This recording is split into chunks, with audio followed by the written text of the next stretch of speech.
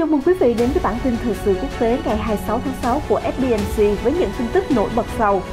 Liên quan đến mối quan hệ của Nga và các cường quốc khác, Nga giật mình khi Mỹ lắp đặt hệ thống chặn tên lửa Azov tại Ba Lan. Trong khi đó, Nga tập trận càn quét ở Địa Trung Hải trong bối cảnh rạn nứt với Anh. Không những thế, Nga còn đưa ra cảnh báo nóng và tố Mỹ, Anh kích động xung đột ở Biển Đen. Chuyển sang thông tin về mối quan hệ trắc trở Mỹ-Trung. Mỹ, Đài Loan nối lại đàm phán thương mại bất chấp Trung Quốc phản đối. Đâu là trận địa mà Trung Quốc không muốn đối đầu với Mỹ? Ở một diễn biến khác, Mỹ, Pháp hối thúc Iran đưa ra quyết định về thỏa thuận hạt nhân. Tin nóng, tấn công bằng dao tại Đức, ít nhất 8 người thương vong. Tất cả sẽ có trong bản tin của FBNC ngay sau đây.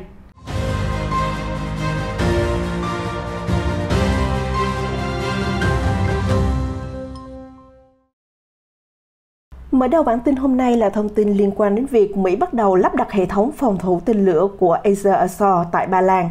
Phản ứng trước thông tin này, hôm 25 tháng 6, Nga đã ra tuyên bố sẽ xem xét kế hoạch quân sự tương ứng với động thái mới của Washington. Hãng tin TASS dẫn lời Thứ trưởng Ngoại giao Nga Sergei Ryabkov nhận định, hành động trên của Washington có vẻ khác xa với tuyên bố ban đầu rằng việc thiết lập hệ thống chặn tên lửa là nhằm giảm bớt các mối đe dọa từ Trung Đông và Viễn Đông. Ông Sergei Ryabkov nói, không chỉ cơ sở quân sự ở Ba Lan mà còn ở Romania và nhiều địa điểm khác sẽ trở thành một phần của hệ thống phòng thủ chống tên lửa toàn cầu của Mỹ. Chúng đang được cải tiến liên tục. Moscow chắc chắn sẽ cân nhắc điều này trong kế hoạch quân sự của mình. Được biết, Azov là phiên bản hoạt động đầu tiên trên đất liền của hệ thống chiến đấu Azov. Hệ thống gồm các bộ phận phức tạp như radar, trung tâm điều khiển hỏa lực, máy tính và tên lửa. Một giả thiết được đặt ra là nếu tên lửa chống tên lửa đạn đạo được bí mật thay thế bằng tên lửa hành trình, thì toàn bộ phần châu Âu của Nga sẽ nằm trong tầm ngắm của tên lửa Mỹ. Hiện nay, các thành phần của hệ thống phòng thủ tên lửa Azov được triển khai trên nhiều nơi trên thế giới, như ở châu Âu là Ba Lan và Romania, và ở khu vực châu Á-Thái Bình Dương. Cũng liên quan đến Nga, quân đội nước này vừa tiến hành các cuộc diễn tập càn quét ở biển Địa Trung Hải với các máy bay chiến đấu có khả năng mang tên lửa siêu thanh. Cuộc phô trương khí tài quân sự diễn ra giữa lúc Nga và Vương quốc Anh có cuộc đấu khẩu gay gắt liên quan đến tàu khu trục của Anh ở Biển Đen. Theo Moscow, tàu chiến và chiến đấu cơ của họ đã bắn cảnh cáo ném bom xua đuổi tàu khu trục Anh SMS Defender khỏi khu vực gần Crimea mà Nga tuyên bố là lãnh hải của mình. Tuy nhiên, giới chức Anh phủ nhận thông tin đó. Đáng chú ý là có cuộc tập trận của Nga bắt đầu vào thứ Sáu ở Đông Địa Trung Hải, diễn ra khi một nhóm tấn công tàu sân bay của Anh cũng đang ở trong khu vực. Liên quan đến cuộc tập trận trên, Bộ Quốc phòng Nga cho biết sứ mệnh lần này có sự tham gia của 5 tàu chiến, bao gồm tàu tuần dương Moscow, 2 khinh hạm đô đốc Aisin và đô đốc Makarov, cùng 2 tàu ngầm Styovkov và Rostov-on-Don. Ngoài ra, Nga cũng điều động các máy bay chiến đấu trở lại Syria để tham gia cuộc tập trận chung.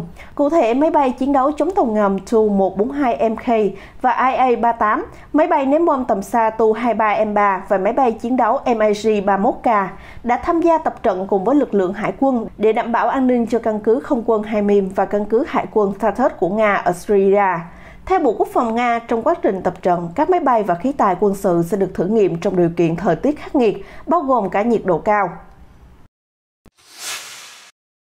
Trong một diễn biến khác có liên quan, ngày 25 tháng 6, hãng thông tấn Reuters dẫn lời Thứ trưởng Ngoại giao Nga Sergei Ryabkov cáo buộc Anh và Mỹ đang tìm cách kích động xung đột ở Biển Đen.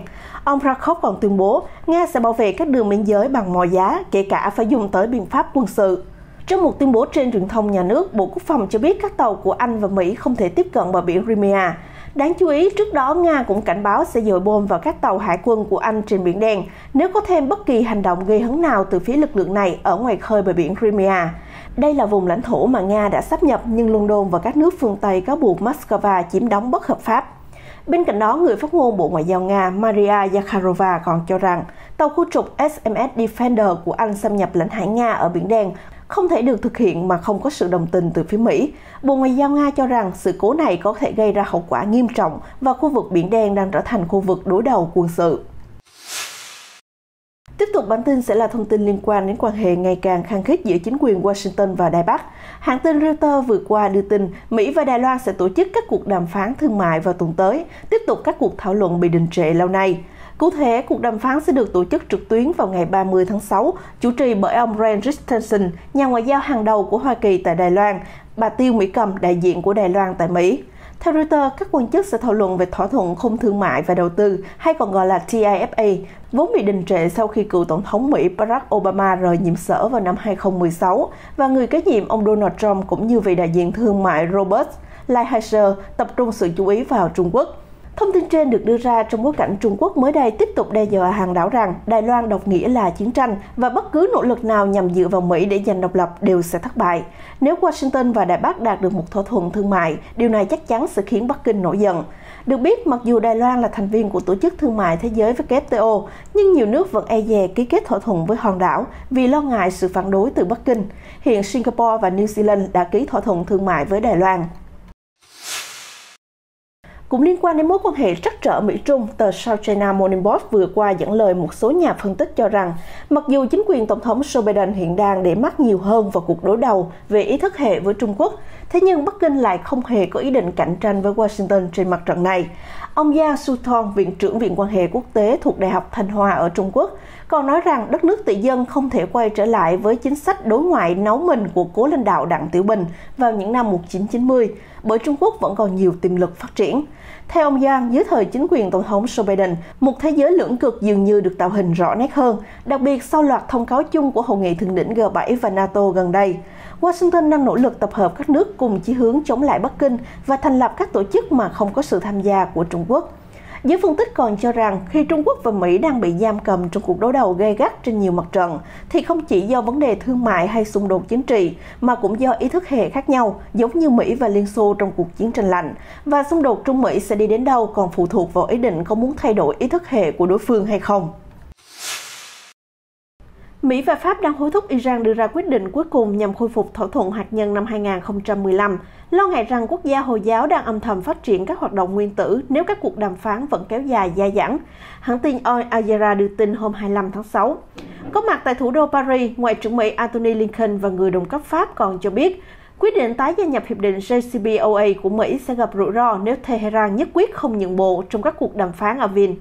Theo Ngoại trưởng Mỹ, Tổng thống Biden vẫn ủng hộ việc quay trở lại thỏa thuận hạt nhân JCPOA, nhưng Mỹ vẫn còn quá nhiều khác biệt nghiêm trọng với Iran.